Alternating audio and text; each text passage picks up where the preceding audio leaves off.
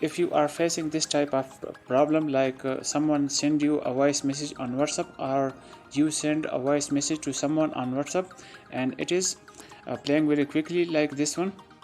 Hello guys, how are you? Hello guys. So this is not a problem, it is actually a new WhatsApp update.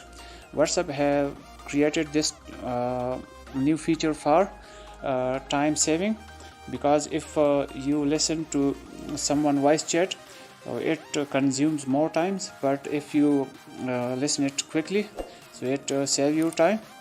So you can also change it to its normal speed. So let's suppose I am playing this one. I am playing it again.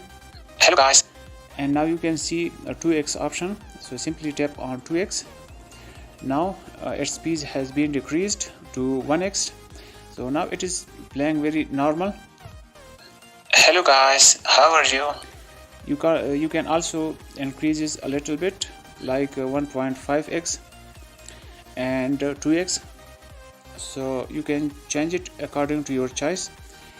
So that is the a very useful feature of WhatsApp. So I hope you will like this video. See you in the next video. Goodbye.